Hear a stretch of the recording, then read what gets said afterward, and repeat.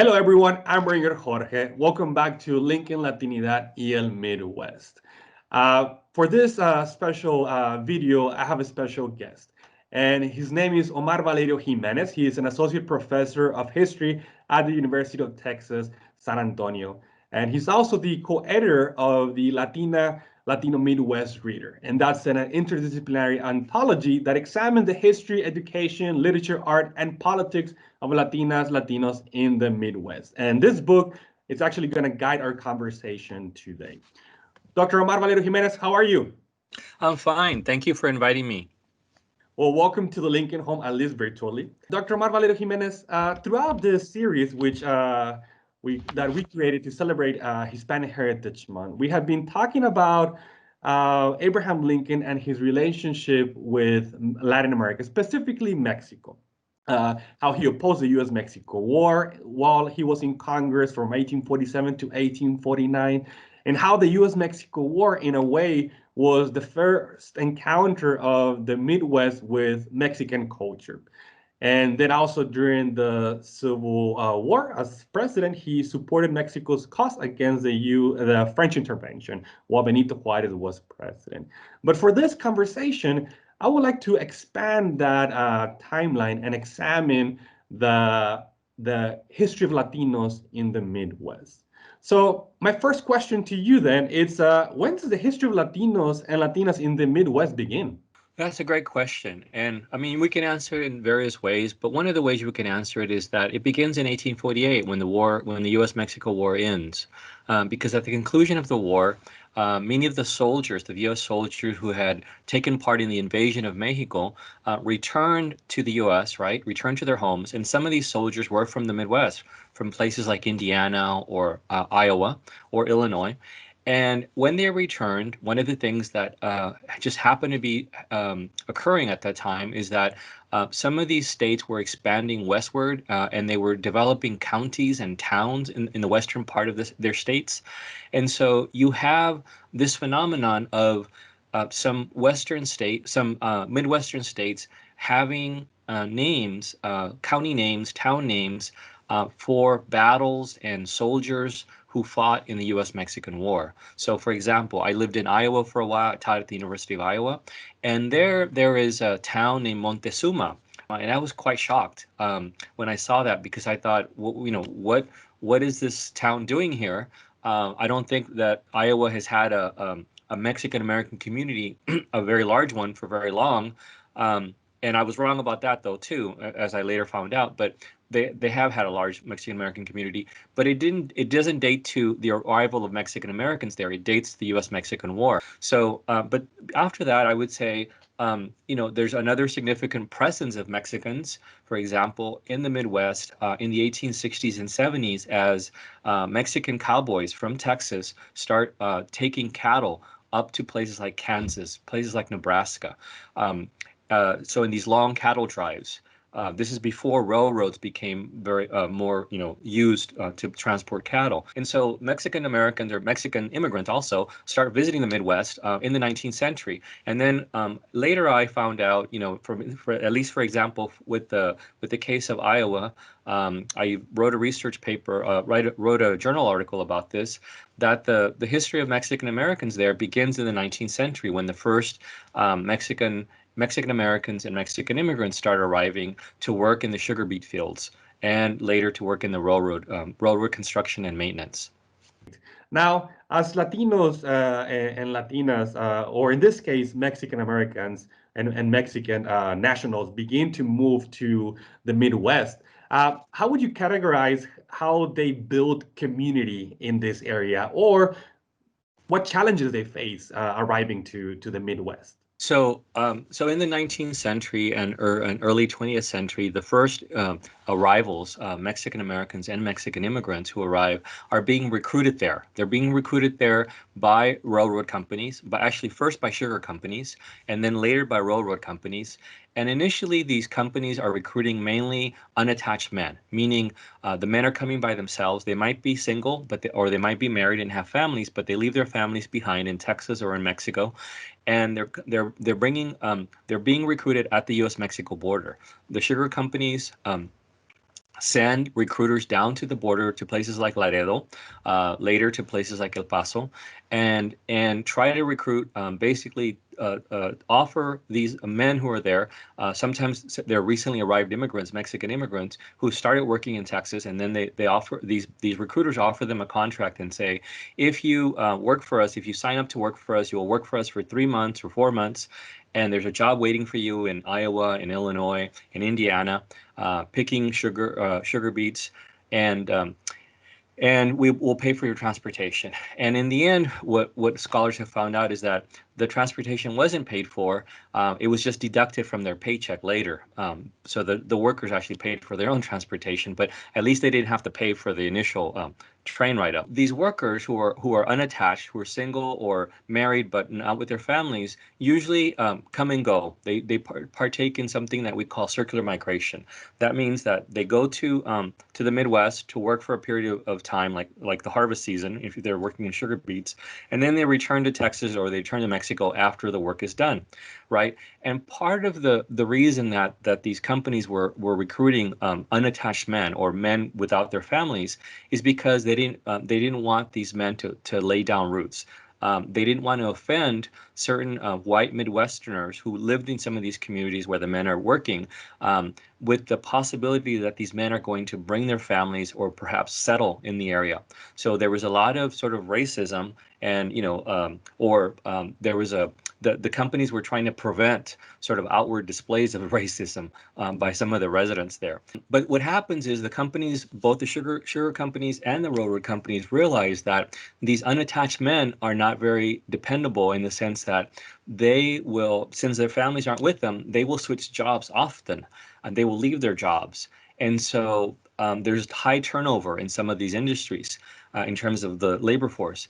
And so in the 1920s, the sugar companies first, and then the railroad companies follow suit, start bringing married men, and they start asking the married men to bring their families with them, thinking that they had two reasons. They said, these men are more likely to stay in their jobs if their families are with them, right? Because their families are going to want to sort of stay in one location. They don't want to have to keep moving. And two, they thought that these workers were going to be less likely to participate in any kind of union activity. When the men start bringing their families with them, then it's a little then they start creating communities, more long-standing communities. Then there's this development of sort of what I call ethnic enclaves, sort of neighborhoods, ethnic neighborhoods, where there's mainly Mexicans living in the area. They developed all over in Illinois. The border between Illinois and Iowa is there's these towns called the Quad Cities. And there were several Mexican communities that developed there. Eventually, some of these workers are going to move and switch jobs as well, but they might switch jobs in the same location. They might go from working for one farmer to working with another, or leaving the agriculture industry to working in railroad maintenance. There was also railroad workers who eventually moved into industry jobs, so industrial jobs. In cities like Chicago, in cities like Des Moines, and other cities, around the Midwest, where it was more stable, and the jobs were more stable. They got benefits, and they were long-term jobs that didn't lay people off sort of seasonally. Like agricultural jobs, obviously, the workers aren't going to work full-time, year-round. Railroad maintenance, there was also seasonal layoffs occasionally, but in industrial jobs, they're going to be there for a long time. So anyway, once families arrive, you get more of a sense of community. And these are mainly Mexican American and Mexican immigrant communities. But in some places, like when I studied certain communities in Iowa, in eastern Iowa, there were communities of workers where there were various immigrant groups. There were Greek immigrants, Mexican immigrants, perhaps immigrants from other parts of Europe. And so they interacted with one another. They weren't necessarily free of conflict, but they interacted with one another, and sometimes they went to the same churches and so forth. And the children definitely played with one another, because I've seen oral histories of this. So it's kind of a process and a process of community formation that differed from place to place. But one of the things that you see when you read these oral histories or just interviews or accounts from these earlier immigrants or these earlier migrants, because some of them were U.S. citizens if they were Mexican Americans, for instance, from Texas, is you see that they long to establish a community. They long to be to know of other Mexican Americans or other Mexican immigrants. And so there are times when they, for instance, hold movie nights. They people show movies, or they hold certain traditional holidays, and they try to get together because they're trying to recreate a little bit of their community that they miss from back home, either from Texas or from Mexico. But you also see in the children that they start interacting with other immigrant children or other children, and you see that there's a lot of sort of cultural exchange, which I think is just wonderful to see. When do we start to see and the arrival or the emergence of a community other than Mexican Americans in the Midwest? Sure, that's a good question. Well, in large numbers, you don't see them until World War II. And that's when you see the arrival of the sort of the intersection of two labor programs. One was the Bracero program that brought Mexican contract laborers from Mexico to various parts of the U.S., mainly the U.S. Southwest, as well as parts of the Midwest and the Pacific Northwest. And these are workers who are Mexican nationals. They sign a contract to work for a period of time and then return. They have to return home, and they're not going to bring their families. They're by themselves, and there's no pathway to citizenship. That's not the purpose. The purpose is to try to help the U.S. because the U.S. is involved in a war, and therefore many of the workers that had previously worked in either agriculture or industrial jobs or on the railroads are in the military, and so there's a labor gap, labor shortage, and part of that is filled with by asking women in some cases, right? Women of all backgrounds in the U.S. to work. Like this gives the rise to the so-called Rosie the Riveters, right, in World War II.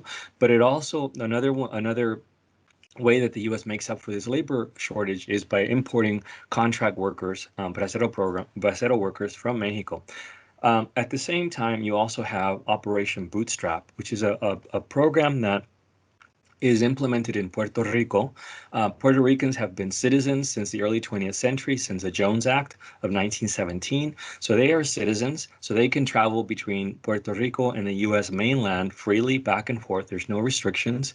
But what happens is the government of Puerto Rico believes that there's a so-called overpopulation on the island. There's not enough jobs.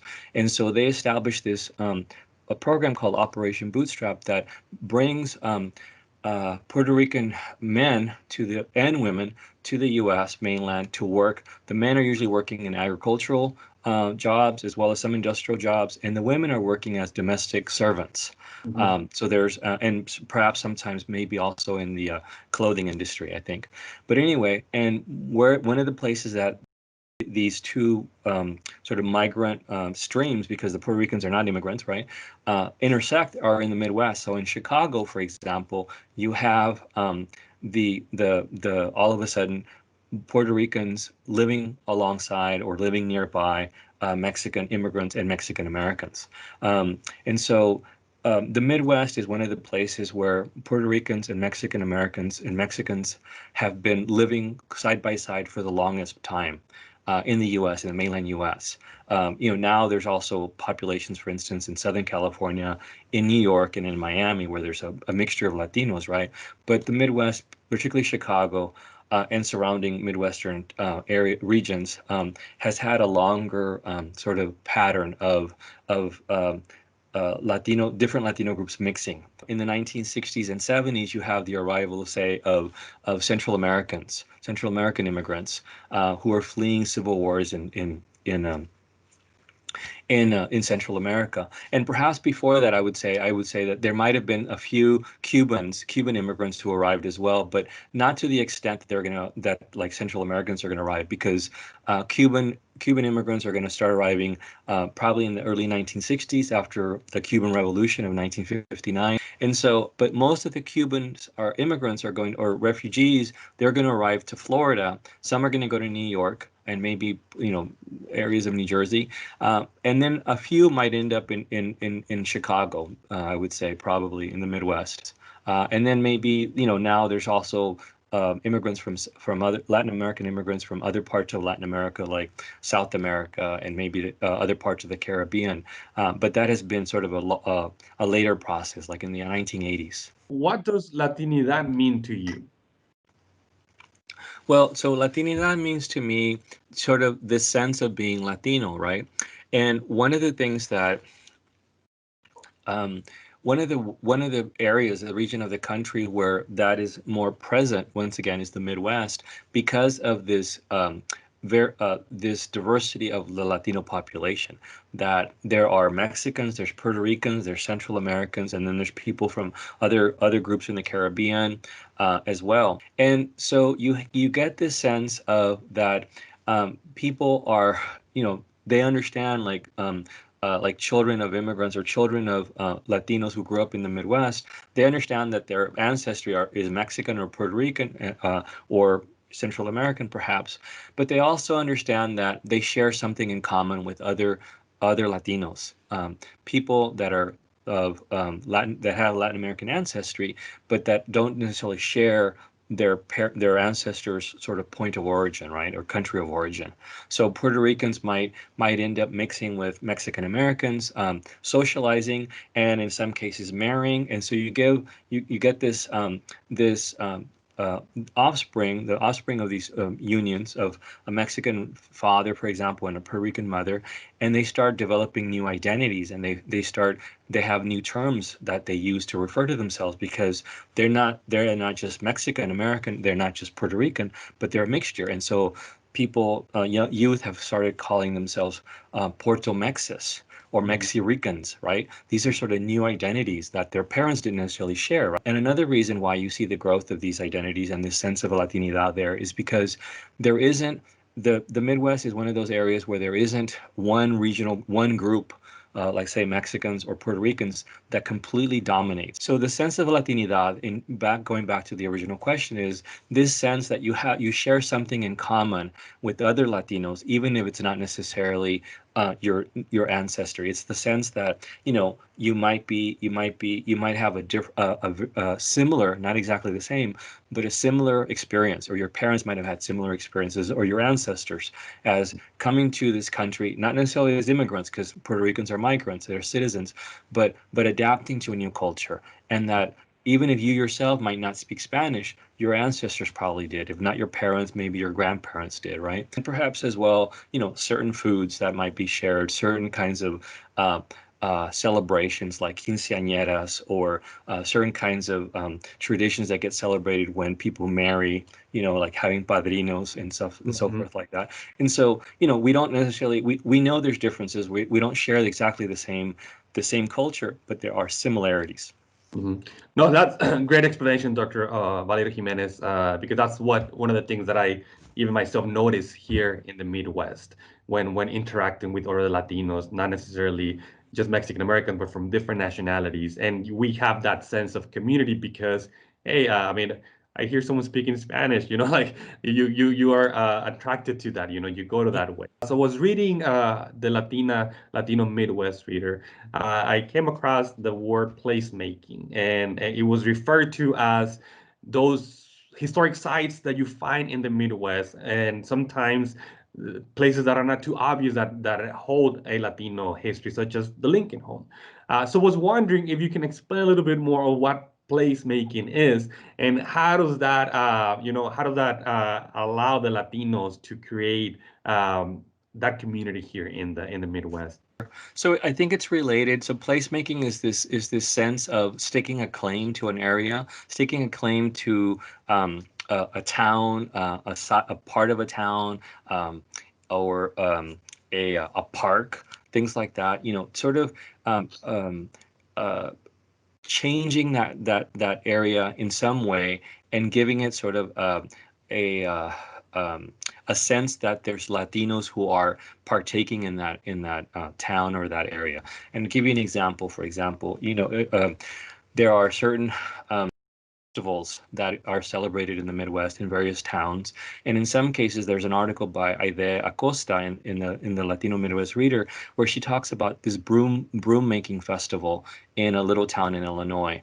And in this case, you know, the immigrants are immigrants who are from Mexico, and they have given this broom making festival a distinct sort of flavor that is, you know, Mexican, because many of the workers are from Mexico, right? That are making these brooms.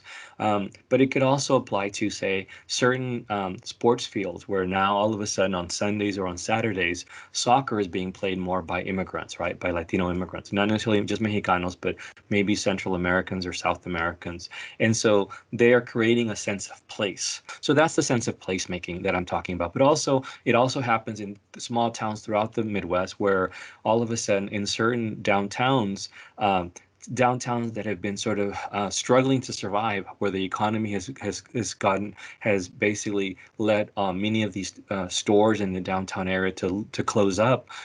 You see a revival as immigrants arrive, Mexican immigrants or Latino immigrants, and they start opening up tienditas, they start opening restaurants, they start opening different kinds of shops and businesses. But then that's another sense of placemaking, where you have a certain parts of downtowns in Midwestern downtowns that are being revived by Latinos who live there. Yeah, I know that it's driving through Illinois. I myself find with those tienditas, tendajos, you know, in many little towns, including one time I drove to the Quad City areas that you were mentioning, and I found myself in Silvis, Illinois, Yeah, that there's a monument for the World War II and Korean War veterans who were all, I believe, Mexican Americans, and they all lived in this street that is now known as Hero Street. right. So it's just that's another example for those of you watching of placemaking throughout the Midwest.